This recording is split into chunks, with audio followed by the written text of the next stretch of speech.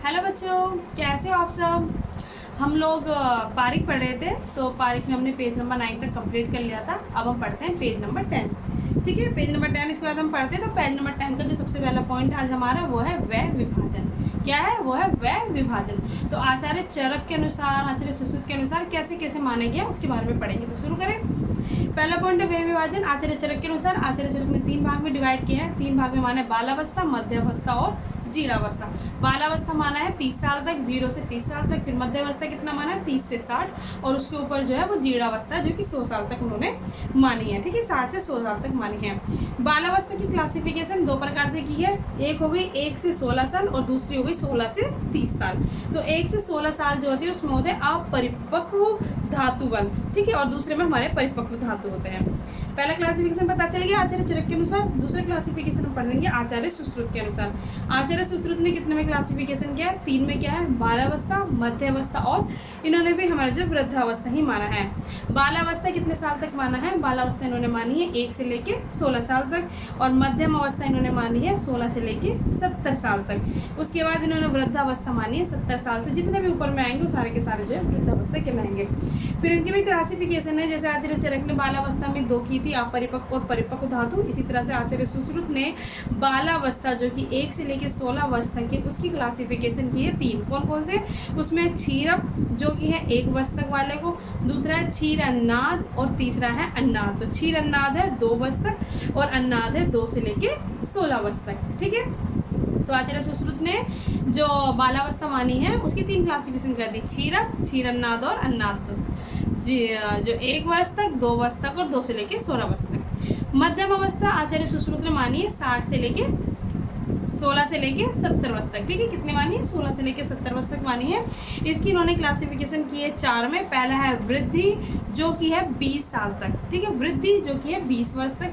दूसरा है यौवन, वो है 30 वर्ष तक। और चौथा है, तीसरा है पूर्णता। क्या है? पूर्णता, वो है 40 वर्ष तक। और चौथी है हानि जो कि है 70 वर्ष तक। ठीक है, ये हो गए आचार्य सुश्रुत के अनुसार। अब हम पढ़ते हैं आचार्य अष्टांग संग्रह और अष्टांग हृदय के अनुसार।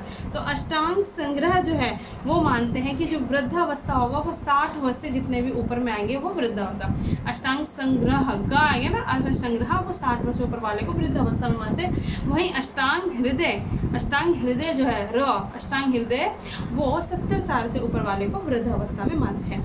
तो ये हमारा पहला पॉइंट आज का कंप्लीट होता है। पहला पॉइंट हमने पढ़ा था व्यय विभाजन। समझ में आया? पहला पॉइंट हमने पढ़ा व्यय विभाजन, जिसमें आचार्य चरक, आचार्य सुश्रुत, अष्टांग संग्रह और अष्टांग हृदय की क्लासिफिकेशन की गई है।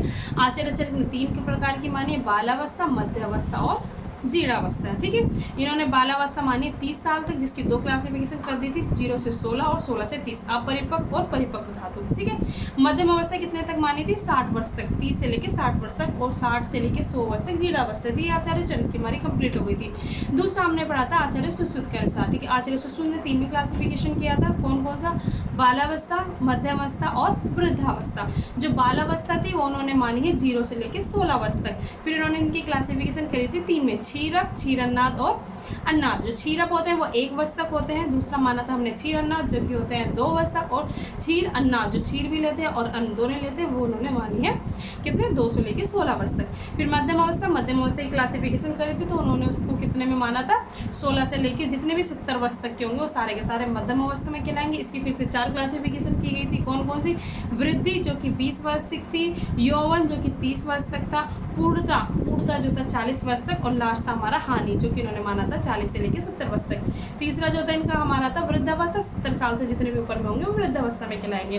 फिर हमने आचार्य अष्टांग संग्रह, ठीक है, आचार्य संग्रह ग आता है ना, संग्रह की क्लासिफिकेशन की थी, तो उसमें सिर्फ वृद्धावस्था का बताया है। तो वृद्धावस्था इन्होंने माना है 60 वर्ष से ऊपर। संग्रह में लिखते हैं तो गा गमला और यहाँ पर 60 साल से ऊपर। तो 60 साल से ऊपर वाले सारे कितने आते हैं? वो आते हैं वृद्धावस्था में। ठीक है, फिर हमने माना अष्टांग हृदय के अनुसार। अष्टांग हृदय र आता है ना, तो उन्होंने वृद्धावस्था मानी 70 साल से ऊपर वाले जितने भी हैं वो वृद्धावस्था में। तो पॉइंट नंबर 1 हमारा हो गया कंप्लीट। ठीक है, आगे बढ़े। अब हम पढ़ते हैं आज के पेज का दूसरा पॉइंट, मतलब पॉइंट नंबर 2 क्या है हमारा। पॉइंट नंबर 1 था व्यय विभाजन। अब दूसरा पॉइंट हमारा है सार। क्या है? सार। आचार्य, कौन से आचार्य ने कितने सार माने हैं तो इसके बारे में पढ़ेंगे। आचार्य चरक, आचार्य चरक बोलते हैं कि सार की संख्या कितनी है, मतलब सार के बारे बोलते हैं 8। वहीं पर आचार्य कश्यप ने बोले हैं 9। 8 तो जो है वो सही है चरक वाले, एक नवा जो एक्स्ट्रा माना है वो इन्होंने माना है ओज, ठीक है, और सार जो है वो अतिरिक्त माना है। तो दूसरा पॉइंट हमारा हो गया कंप्लीट, ठीक है। दूसरा पॉइंट हमने क्या पढ़ा, सार के बारे में, जो कि आचार्य चरक मानते हैं 8 होते हैं, वहीं आचार्य काश्यप मानते हैं 9। 9 में एक एक्स्ट्रा क्या था, ओज सार। पॉइंट नंबर 3 हम पढ़ते हैं पॉइंट नंबर 3 उसमें हमारा आता है योगियों की शक्तियाँ, ठीक है। योगियों की शक्तियाँ कितनी है, तो अलग अलग आचार्य के अनुसार अलग अलग प्रकार के हैं। पॉइंट नंबर 3 हमारा है योगियों की शक्तियाँ। तो आचार्य चरक के अनुसार योग सबने पढ़ा कितना होता है, तो योग, ठीक है, 8। तो आचार्य चरक के अनुसार योगियों की शक्तियाँ कितनी है, 8। वहीं पर आचार्य यहाँ पर बताए गए हैं योग शास्त्र के अनुसार, सिर्फ नंबर याद कीजिए, योग शास्त्र माने 23, बाकी इतना करने की जरूरत नहीं, जैसे बता रखा है क्षुद्र में 5 ऐसे बता रखे ना, बस योग शास्त्र का याद रखना है कि योग शास्त्र जो होता है वो 23। तो point number 3 complete. Point number 3 हमने क्या पढ़ा, योगियों की शक्तियाँ, जो कि आचार्य चरक ने मानी है 8, और आचार्य योग शास्त्र, जो योग शास्त्र के अनुसार है, योग शास्त्र के अनुसार है 23, ठीक है। 3 पॉइंट कंप्लीट। अब पढ़ते हैं पॉइंट नंबर 4। कौन सा, पॉइंट नंबर 4, उसके अंदर हमारा आता है स्वप्न के भेद, ठीक है। स्वप्न के भेद कितने होते हैं, पॉइंट नंबर 4 में पढ़ेंगे। तो आचार्य चरक ने माने हैं 7। कितने माने हैं, आचार्य चरक मानते हैं 7, तो वहीं पर आचार्य काश्यप मानते हैं 10। स्वप्न के भेद कोई पूछेगा तो आचार्य चरक मानते हैं 7। कौन कौन से, दृष्ट, श्रित, कल्पित, प्रार्थित, अनुभूत, भाविक और दोषज, ठीक है। अनुभव, दोषज, ये 7 प्रकार के होते हैं। वहीं आचार्य काश्यप ने माने 10। समझ में आ गया। स्वप्न के भेद आचार्य चरक ने अगर पूछे तो कितने हैं, 7। आचार्य काश्यप के कितने हैं, तो 10 है। 4 पॉइंट कंप्लीट। और आज का हम पढ़ते हैं पॉइंट नंबर 5। पॉइंट नंबर 5 है भूत उन्माद भेद। भूत उन्माद भेद कितने हैं, इनके नंबर याद रखने हैं बस। आचार्य चरक ने माने हैं 8, आचार्य चरक मानते हैं 8, वहीं पर आचार्य सुश्रुत मानते हैं 8। आचार्य सुश्रुत ने जो 8 माना है, उन्होंने चरक उक्त जो साप उन्मत व ब्रह्म राक्षस उन्मत है उसकी जगह पर, जो चरक के अनुसार साप उन्मत और ब्रह्म राक्षस उन्मत दो हैं, उसकी जगह पे आचार्य सुश्रुत मानते हैं देव, शत्रु एवं नागराज। टोटल तो 8 ही मानते हैं, लेकिन नाम बदल दिए, ठीक है। देव, शत्रु और नागराज, साप और ब्रह्म राक्षस की जगह देव, शत्रु व नागराज मानते हैं। वहीं आचार्य वाग्भट के अनुसार देखेंगे तो आचार्य वाग्भट ने 5 एक्स्ट्रा माने। 8 तो नॉर्मल है, चरक और सुश्रुत में जो 8 होते वो तो है, इस साथ में 5 और एक्स्ट्रा माने हैं। तो कौन कौन से 5 एक्स्ट्रा हैं, उनके हैं कुष्मांड, निषाद, वैताल, प्रेत व औकिरण, ठीक है। तो नंबर याद रखना है बस। वाग्भट ने 5 अधिक माने इनसे। टोटल कितने हो जाएंगे, 13 हो जाएंगे ना। ये हो गया पॉइंट नंबर 5। 5 पॉइंट हो गया। नंबर 1 पे हमने क्या पढ़ा था, व्यय विभाजन। नंबर 2 पे हमने पढ़ा था, नंबर 2 पे क्या पढ़ा था, सार। नंबर 3 पे पढ़ा था योगियों की शक्तियाँ, योगियों की शक्तियाँ पढ़ा था।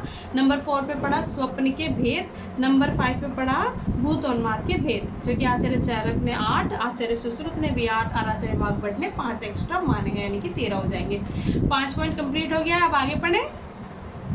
अब हम पढ़ते हैं आज का पॉइंट नंबर 6। पॉइंट नंबर 6 जो है वो है मदन फल से रिलेटेड है। मदन फल के कितने योग हैं, तो आचार्य चरक ने माने, जो सबको ही पता है नॉर्मल 133 है। कितने माने मदन फल के योग, आचार्य चरक ने 133, 133, 133।